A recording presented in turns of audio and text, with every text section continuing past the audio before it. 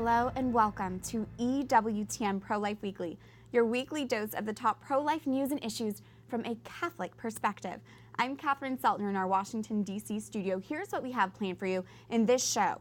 We hear the important role conscience protection plays in our pro-life legislation.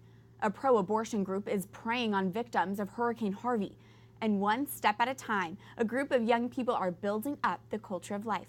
But first, our top story, Congress is back in Washington following the summer recess, and pro-life leaders are ready for them to get to work on legislation, specifically to defund Planned Parenthood. More than 7 months into the Trump administration, Republicans have failed to repeal and replace the Affordable Care Act, or Obamacare. It was the strategy the pro-life majority had planned to use to defund Planned Parenthood and stop tax dollars from going to health insurance plans covering abortion. Joining us now from Capitol Hill is Senator Steve Daines of Montana. Senator, thank you for your time. Glad to be with you here, Catherine. Senator, are the efforts to defund Planned Parenthood and to stop tax dollars from going to health insurance plans covering abortion dead this year? Where do these pro-life efforts stand right now? Well, it's our number one battle to think that Planned Parenthood performs over 300,000 abortions a year in the United States. They're the leading abortion provider in our country. And the fact the taxpayers pay for over 40% of Planned Parenthood's overall revenues, over $500 million a year. That's our highest priority. We had a defunding provision in the repeal and replacement of Obamacare that failed by one vote in the U.S. Senate. We're going to keep up the fight. We're still going to keep up the fight on repealing and replacing Obamacare and defunding Planned Parenthood. I also serve in the Appropriations Committee. We'll look at riders we can attach to the funding provisions here for the U.S. government to defund Planned Parenthood. It's our highest pro-life goal at the moment. The fight never ends for life, and this is the fight we're engaged in today, defunding Planned Parenthood. Senator, if pro-life Republicans cannot defund Planned Parenthood, what will the impact be on the 2018 midterm elections? Well, I think it'll be very significant. Thankfully, pro-life voters are energized, they're reliable, they're faithful, they pay attention, they're informed, and they vote with their heads as well as their hearts, which I'm so grateful for. I was the first Republican U.S. Senator elected to this seat in Montana in over 100 years.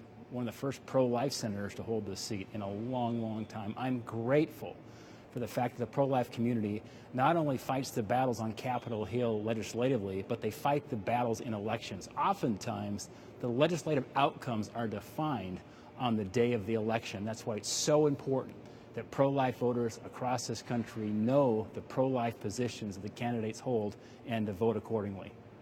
Absolutely. You mentioned defunding Planned Parenthood. Are there other pro-life goals you are hoping and expecting Congress will accomplish by this year? Well, I think another very important piece of legislation is the Pain Capable Act. We've been working with the Susan B. Anthony group to stop abortions after 20 weeks. You think about a 20-week little baby in the womb. They can feel pain.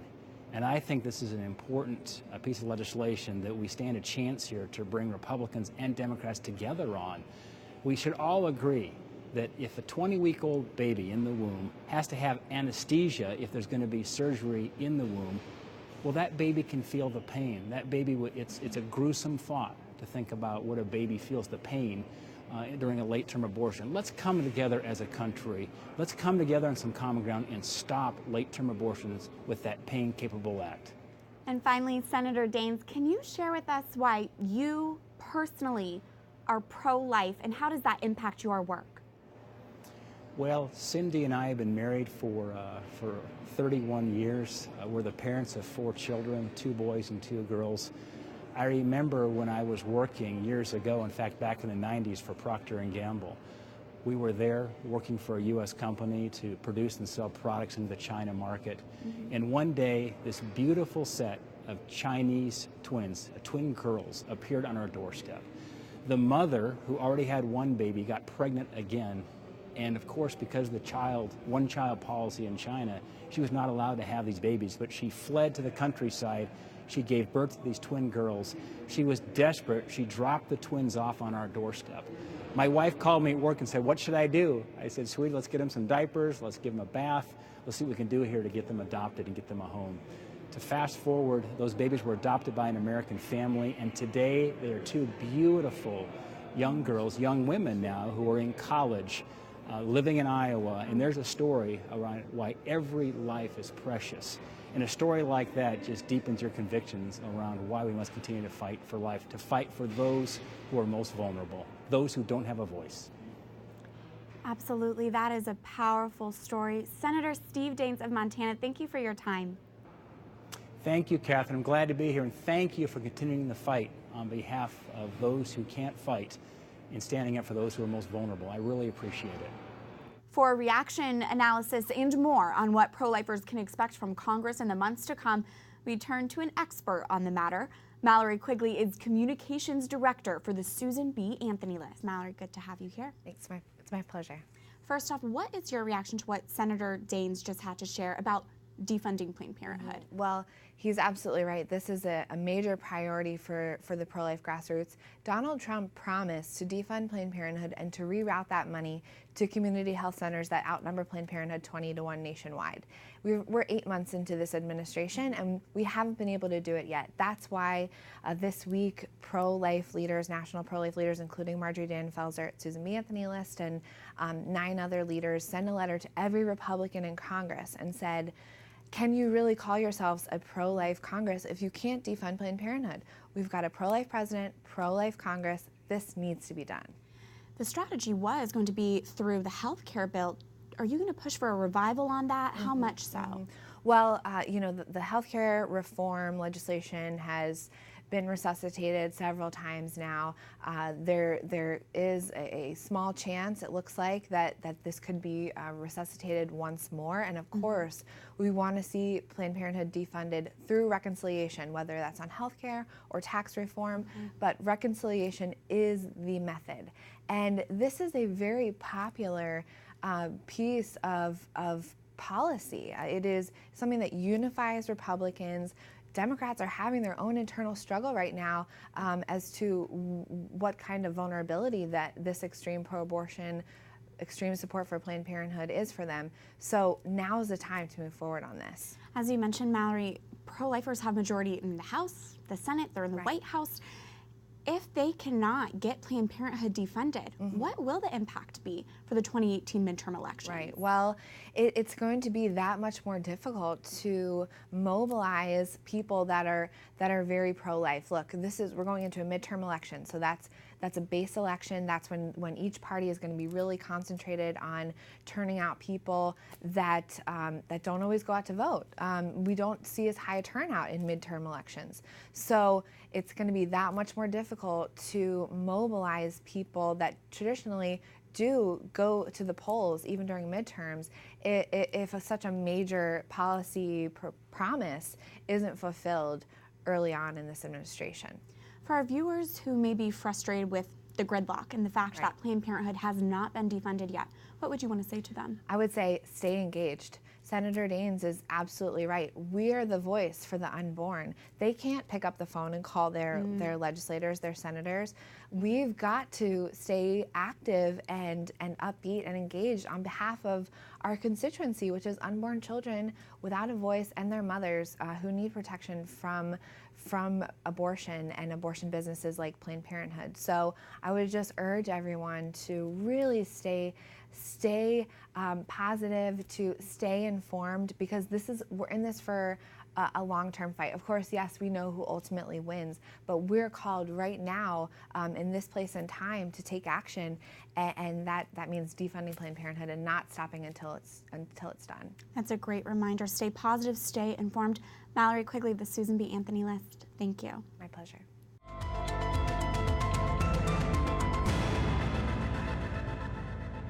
Turning to this week's call to action, we need to come together in unison as pro-lifers to send a powerful message to Congress. Defund Planned Parenthood now. We have a pro-life House, Senate, and White House. We are positioned like never before to defund the abortion giant. And more than 7 months into this administration, it is a pro-life action that is overdue. Planned Parenthood must be defunded through reconciliation, whether it's through a revived healthcare reform or through tax reform.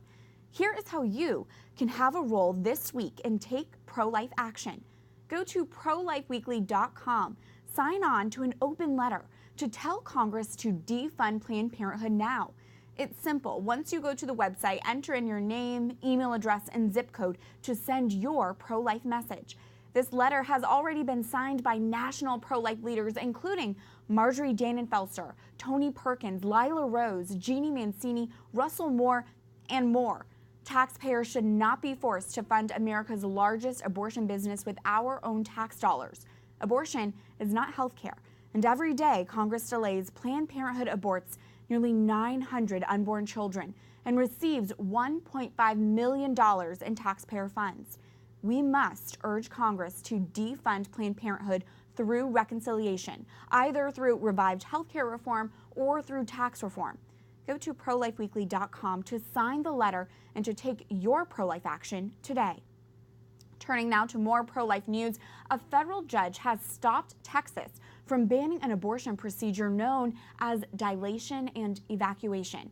The procedure is commonly used for second trimester abortions. The description is graphic. As shown in this video produced by Live Action, a D&E abortion involves grasping an unborn baby with a sharp instrument and tearing the limbs from the child's body. It also involves crushing and removing the child's skull. A federal judge last week issued a restraining order on Texas's ban of this procedure until further argument. A Louisiana judge rules actress Sofia Vergara's frozen embryos are citizens of California. According to the New York Times, a judge has thrown out a unique lawsuit between the TV actress and her ex-fiancé over frozen embryos they created through in vitro fertilization in 2013. In a bid for legal custody, ex-fiancé Nick Loeb filed a right-to-live lawsuit for the two frozen embryos he named Emma and Isabella. While the Louisiana judge threw out the case because it was filed outside the proper jurisdiction, the judge did rule both Emma and Isabella are citizens of California. The Catholic Church stresses all human life, including those in the embryonic state, have an invaluable human dignity, and the church does oppose IVF. 3 California Christian churches are considering their next legal steps after a decision forces them to pay for abortion coverage. A federal court has dismissed a legal challenge from 3 churches wanting to halt a California mandate that forces all health insurance plans to cover elective abortions. Religious liberty law firm Alliance Defending Freedom is responding to the court's dismissal, saying churches should be free to serve their communities according to their religious beliefs. Yet, with the stroke of a pen and without consulting the public, the state mandated that churches must pay for the taking of innocent human life. With Congress back in session after the summer recess, Catholic and pro-life leaders renew their push for the Conscience Protection Act. If passed, this piece of legislation would add extra protection so the government cannot discriminate against groups because of their pro-life beliefs. Greg Schleppenbach is Associate Director of Pro-Life Activities at the U.S. Conference of Catholic Bishops. Amy McInerney is Executive Director of Human Life Action. Thank you both for being here. Good to be with you. Really good to have you both. First off, Greg, can you break down exactly what the Conscience Protection Act would do? Yeah, it's actually fairly simple what it does. It doesn't establish any new federal law, but what it does is it would put into permanent law a policy called the Weldon Amendment, which has been attached to must-pass annual appropriations legislation for since 2004. The Weldon Amendment protects against discrimination, protects individuals against discrimination by the government when individuals are unwilling to participate in abortion, pay for abortion, refer for abortion, or provide coverage for abortion. So the Conscience Protection Act puts that Weldon policy into permanent law. And then another important thing it does is provides a private right of action for individuals whose rights are violated to sue in court to have the discrimination stop. And so it would apply that right of action to the Weldon Amendment, as well as a couple of other federal conscience policies that we know don't have that, right? And we've found through challenges in court that without that specific right of action being provided in the law, it doesn't exist. And so really important to get the private right of action Where included. do things stand with this bill right now? Well, it's been introduced in both the House and the Senate. It has 111 co-sponsors in the House. It has 24 co-sponsors in the Senate. In the House Appropriations Committee has included the language of the Conscience Protection Act in its annual appropriations, Labor, Health and Human Services Appropriations Bill. And so we're waiting for that appropriations process to move forward because we likely don't have the votes in the Senate to pass the bill outright. And so the only way probably we can get this bill enacted into law is to get it attached to must-pass appropriations legislation. I see. How much of a priority should conscience protection be for Catholics and for pro-lifers? Well, it should be a number-one priority. It really should. It's a number-one priority for the bishops, and it has been for a number of years. And that's because conscience protection is a very fundamental right. The right of conscience is very fundamental. Right. And the other important issue is the fact that without conscience protections, the practice of abortion will move to a whole nother level of entrenchment in our society and in the medical profession. Think about the fact that the abortion movement is shifting from choice as its messaging to abortion is health care.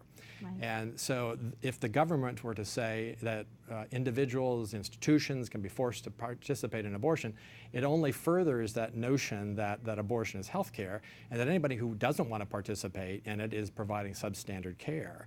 So really important. There's also been a number of new violations, increasing violations in states that are mandating that their health insurance policies cover abortions. We've seen individuals such as Kathy DiCarlo and others who have been forced to participate in late-term abortions or lose their jobs in direct violation of these federal policies. And so this is why getting that put into law is so important to provide that private right of action so they can actually enforce the laws that are on the books. Absolutely. Amy? Yes, the bishops have called for this to be passed as their #1 priority, not just because they understand that freedom of conscience is a gift from God and not a gift of the state to be doled out and pulled back at whim, right. but also because they know, Catherine, that this is important for us, the people of God. Catholic doctors should not be forced from the healing arts because they choose not to participate in abortion. And, Catholic moms who rely on that pro-life OBGYN who want to be accompanied through their pregnancy by someone who values every life at all stages, or you want a pediatrician you can take your teenage daughter to. So these are things that are going to impact all of us in our real life, and not just businessmen who want to provide health care in accordance with their beliefs to their employees. So this is a priority, or should be a priority, for everyone who values life and liberty of conscience. Amy, I know your group, Human Life Action, really works at the grassroots level. So at the grassroots level, what is something that Catholics can do about this? Well, yes, as Greg said, Cardinal Dolan and Archbishop Lori have called on Congress to enact this legislation. And I say we all follow our shepherds into the public square with the heart of Christ, and we have an opportunity now to proclaim the gospel of life to the legislative process. And we make it really easy for you at Human Life Action on our website, which you'll find at humanlifeaction.org or org. And you can go there, and as I like to say, Catherine, a quick click does the trick. When the bishops call us to action, we'll let you know, and you will see right now on our site in the middle a Take Action button, and we will, once we have your a name and address put in, we will help you send a message custom designed for your member of Congress. We even have a little phone icon you can click on. The member's phone number comes up. Don't panic, we have a phone script there for you. It's really easy to raise your voice and be a voice for the voiceless. And when we do, we know from our 43-year history that when Catholics stand together as one and raise our voices as one, guess what? We're heard on Capitol Hill. And I think that we can get this done. We can really come together to this and speak together. And speaking of speaking together, we will be issuing a letter to Congress, a coalition letter signed by 33 organizations, many major medical organizations, pro-life organizations, all in support of the Conscience Protection Act. This really is a priority. It's something we'll continue to follow. Thank you both for being here. Greg Schleppenbach, Amy McInerney. It's a joy. Thank you. Thank you. Our pleasure. Thank you. When we come back, It's been exhausting at times, but mostly it's just been a phenomenal experience. A group of young pilgrims walk nearly 10,000 miles to fight for life. Stay tuned as EWTN Pro-Life Weekly continues after this break.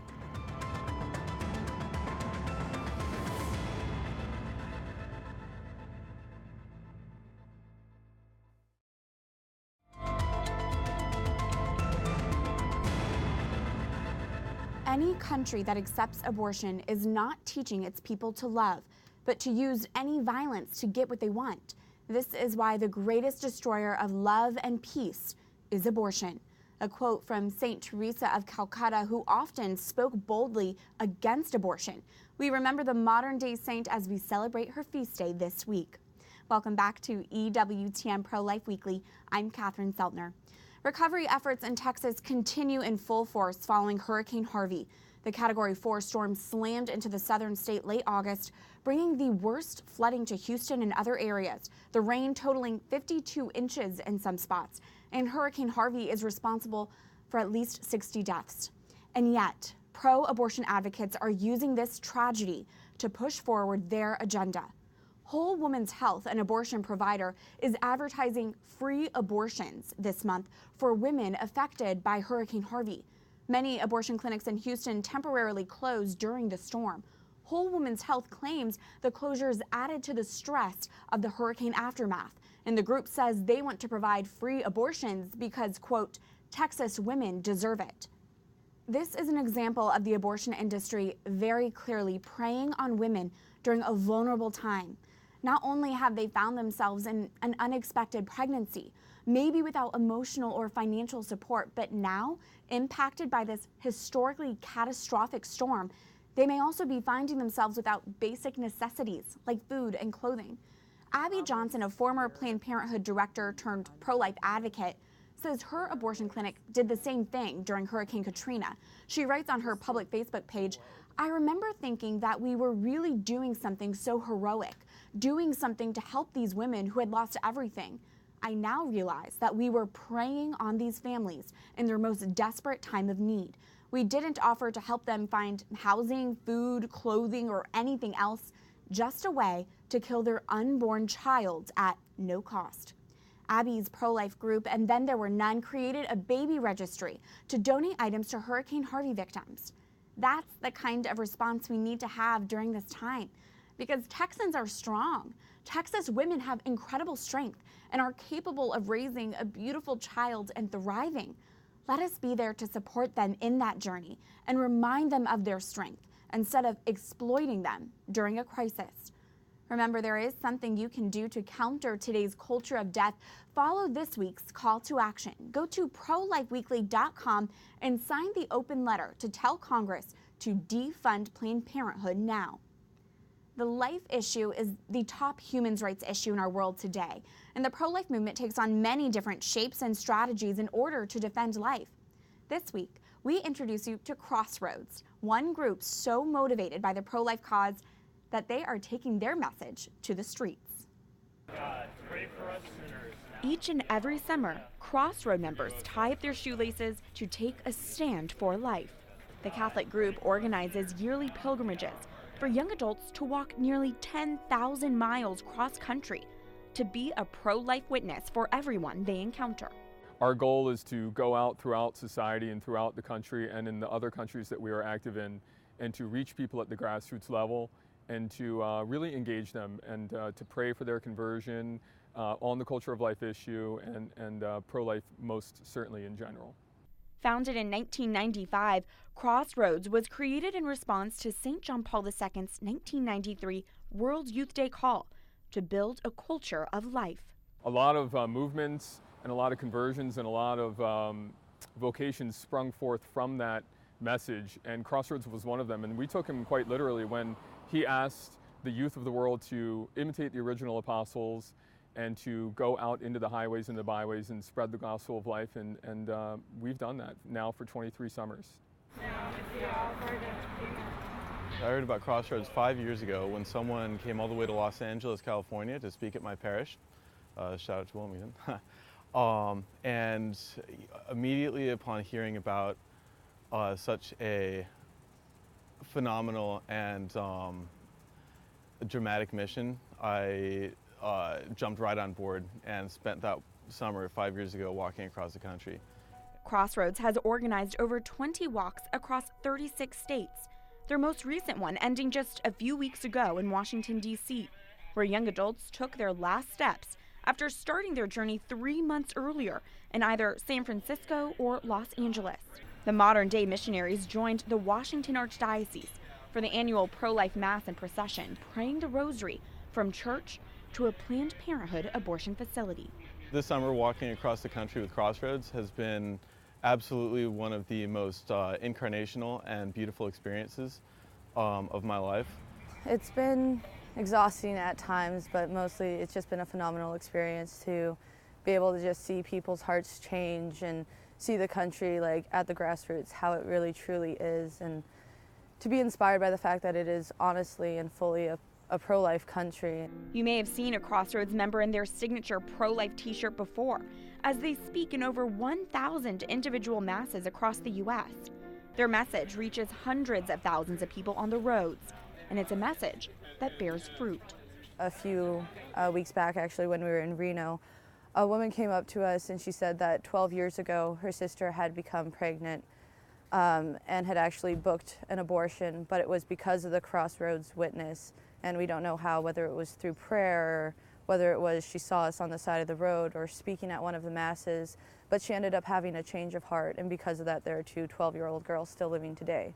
I believe 100% that our country is better for just my presence, my witness out in the road this year. It is living proof each and every witness truly makes a difference, one step at a time. That's it for this edition of EWTN Pro-Life Weekly. You can reach us anytime with questions, ideas, comments at prolifeweekly@ewtn.com. I look forward to seeing you here again next week. Life is a gift. Your life is a gift. God bless.